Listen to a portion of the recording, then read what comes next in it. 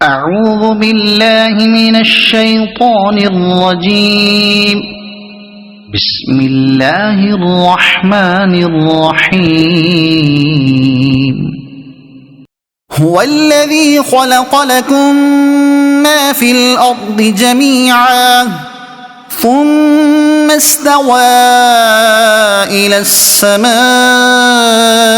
فسواهن سبع سماوات وهو بكل شيء عليم. وہی ہے جس نے جو کچھ زمین میں ہے سب تمہارے لیے بنایا، پھر اس نے آسمان کے بنانے کا قصد فرمایا تو ٹھیک 7 آسمان بنائے، اور وہ ہر شے کا خوب علم رکھتا ہے. تمام انسانوں کو فرمایا گیا کہ زمین میں جو کچھ دریا، پہاڑ، کانے، کھیتی، سمندر وغیرہ ہیں، سب کچھ اللہ تعالیٰ نے تمہارے دینی اور دنیاوی فائدے کے لیے بنایا ہے. دینی فائدہ تو یہ ہے کہ زمین کے عجائبات دیکھ کر تمہیں اللہ تعالیٰ کی حکمت و قدرت کی معرفت نصیب ہو، اور دنیاوی فائدہ یہ کہ دنیا کی چیزوں کو کھاؤ پیو اور اپنے کاموں میں لاؤ جب تک اللہ تعالیٰ کی طرف سے کوئی ممانعت نہ ہو. تو ان نعمتوں کے باوجود تم کس طرح اللہ تعالیٰ کا انکار کر سکتے ہو؟ کائنات کی تخلیق اور اسے وجود میں لانا اللہ تعالیٰ کے کامل علم کی دلیل ہے، کیونکہ ایسی حکمت سے بھری مخلوق کا پیدا کرنا ایک ایک شے کا علم رکھے بغیر ممکن اور متوسر نہیں. کافر مرنے کے بعد زندہ ہونے کو ناممکن سمجھتے تھے.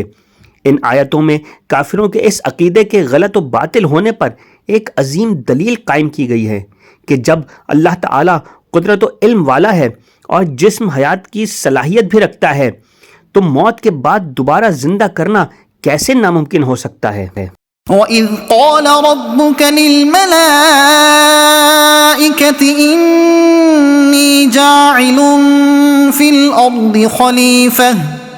قَالُوا أَتَجْعَلُ فِيهَا مَن يُفْسِدُ فِيهَا وَيَسْفِكُ الدِّمَاءَ وَنَحْنُ نُسَبِّحُ بِحَمْدِكَ وَنُقَدِّسُ لَكَ قَالَ إِنِّي أَعْلَمُ مَا لَا تَعْلَمُونَ. اور یاد کرو جب تمہارے رب نے فرشتوں سے فرمایا میں زمین میں اپنا نائب بنانے والا ہوں، تو انہوں نے عرض کیا کیا تو زمین میں اسے نائب بنائے گا جو اس میں فساد پھیلائے گا اور خون بہائے گا، حالانکہ ہم تیری حمد کرتے ہوئے تیری تسبیح کرتے ہیں اور تیری پاکی بیان کرتے ہیں. فرمایا بے شک میں وہ جانتا ہوں جو تم نہیں جانتے. اللہ تعالیٰ نے حضرت آدم علیہ السلام کی تخلیق سے پہلے فرشتوں سے فرمایا کہ میں زمین میں ایک خلیفہ بنانے والا ہوں.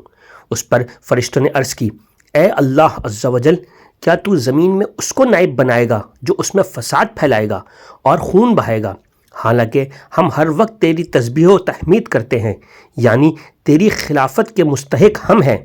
اللہ تعالیٰ نے فرمایا جو مجھے معلوم ہے وہ تمہیں معلوم نہیں. پھر اللہ تعالیٰ نے حضرت آدم علیہ السلام کی تخلیق کے بعد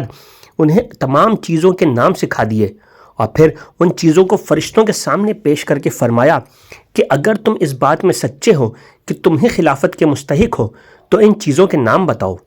فرشتوں نے یہ سن کر عرض کی اے اللہ عز و جل، ہمیں تو صرف اتنا علم ہے جتنا تو نے ہمیں سکھا دیا،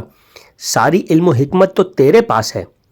پھر اللہ تعالیٰ نے حضرت آدم علیہ السلام سے فرمایا اے آدم تم انہیں ان تمام اشیاء کے نام بتا دو. جب حضرت آدم علیہ السلام نے انہیں ان اشیاء کے نام بتا دیے تو اللہ تعالیٰ نے فرمایا اے فرشتوں، کیا میں نے تمہیں نہ کہا تھا کہ میں آسمانوں اور زمین کی تمام چھپی چیزیں جانتا ہوں اور میں تمہاری ظاہر اور پوشیدہ باتوں کو جانتا ہوں. خلیفہ اسے کہتے ہیں جو احکامات جاری کرنے اور دیگر اختیارات میں اصل کا نائب ہوتا ہے. اگرچہ تمام انبیاء علیہم السلام اللہ تعالیٰ کے خلیفہ ہیں، لیکن یہاں خلیفہ سے حضرت آدم علیہ السلام مراد ہیں، اور فرشتوں کو حضرت آدم علیہ السلام کی خلافت کی خبر اس لیے دی گئی کہ وہ ان کے خلیفہ بنائے جانے کی حکمت دریافت کریں اور ان پر خلیفہ کی عظمت و شان ظاہر ہو کہ ان کو پیدائش سے پہلے ہی خلیفہ کا لقب عطا کر دیا گیا ہے اور آسمان والوں کو ان کی پیدائش کی بشارت دی گئی ہے. فرشتوں کا یوں کہنا کہ کیا تو زمین میں اسے نائب بنائے گا جو اس میں فساد پھیلائے گا، اس کلام سے ان کا مقصد اعتراض کرنا نہ تھا، بلکہ اس سے اپنے تعجب کا اظہار اور خلیفہ بنانے کی حکمت دریافت کرنا تھا، اور انسانوں کی طرف فساد پھیلانے کی جو انہوں نے نسبت کی، تو اس فساد کا علم انہیں یا تو صراحت کے ساتھ اللہ تعالیٰ کی طرف سے دیا گیا تھا، یا انہوں نے لوح محفوظ سے پڑھا تھا، اور یا انہوں نے جنات پر قیاس کیا تھا کیونکہ وہ زمین پر آباد تھے اور وہاں فسادات کرتے تھے۔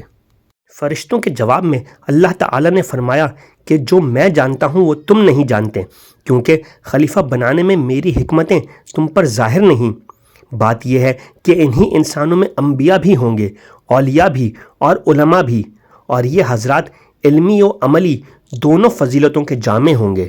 صدق اللہ العظیم۔